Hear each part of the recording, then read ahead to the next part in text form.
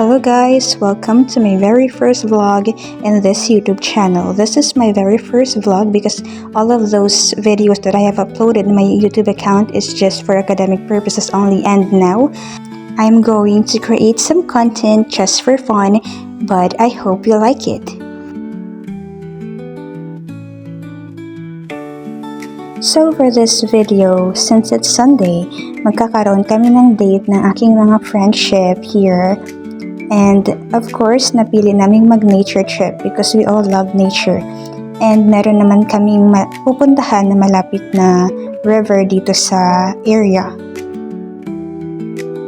And ayan, as you can see, since hindi na makapasok yung tricycle na sinakyan namin from the town, so ayun, nag-hike na lang kami pababa. So it's very slopey here, masyadong mataas yung area, but of course, it's fun pa din naman to see the nature, to see the mountains, the mountain view, but it's really nakakapagod, but it's worth it.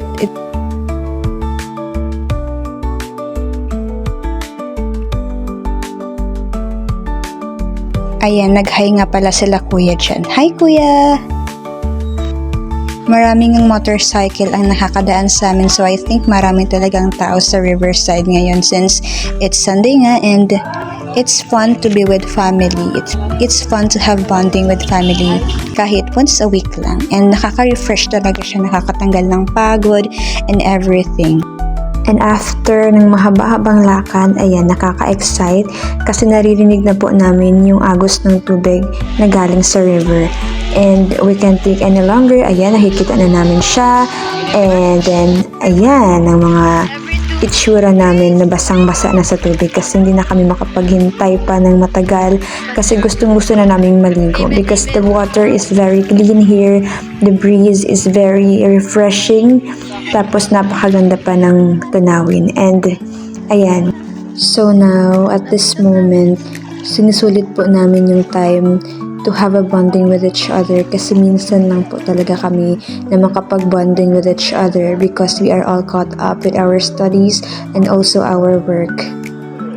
And guys, me and my friends pala are working student, so palagi kaming humaharap sa mga stressful days and maraming problema ang kinakaharap namin sa araw-araw, hindi lamang sa studies namin kundi also sa aming work, and of course hindi mawawala ang financial. Kaya napakalaking tulong ng ganitong mga moment and ng ganitong mga bonding para makapagpahinga kami and makalayo-layo naman sa problema, makalimutan namin kahit na saglit lang yung problema namin. But despite all of that, this is just a friendly advice na kahit anuman ang pagsubok na kinakaharap mo, kahit anuman yung stress na nararanasan mo, kahit na anuman yung pressure na binibigay sa'yo ng tadhana, always remember that the success is waiting for you at the end. So napakasarap i-feel yung success kapag alam mo na pinaghirapan mo at pinagpaguran mo yung para maabot mo. So kung dumadaan ka man ngayon sa pressure, nakaka-experience ka man ng pressure or nakaka-experience ka ngayon ng tambak-tambak ng problema, always remember na maging matapang ka, na maging strong ka na harapin man kung anong problema ang binibigay sa iyo ng panahon kasi that challenges, that problems will make you stronger and stronger, and yan yung magiging weapon mo, magiging way mo papuntang success. And napakasarap, napakagaan sa pakiramdam na nilulook forward mo na yung success and knowing na sariling pagsisikap mo and knowing na nanggagaling sa'yo yung nanggagaling sa effort mo yung mga success na nalalasap mo in the future. Pero we're still young nga, diba?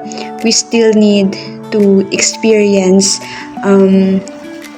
the happiness of being a youth, being young.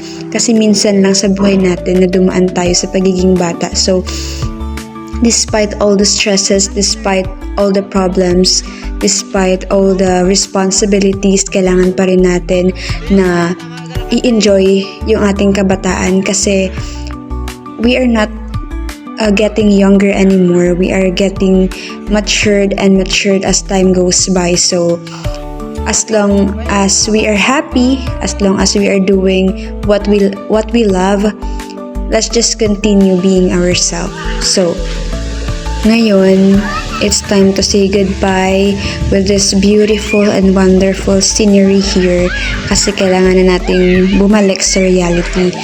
And kahit na sa kokonting oras ay nakapag-enjoy naman tayo at nakalimutan natin ng saglit ang ating mga problema and mga responsibilities sa ating buhay. So, ayan, since wala namang dumadaan pa na motorcycle dito banda, maglalakad kami pataas, paakyat para makapunta doon sa naghihintay sa amin at magsusundo sa amin sa taas. So, ayan, lakad-lakad muna tayo while enjoying the view, while enjoying the river. So, ayan.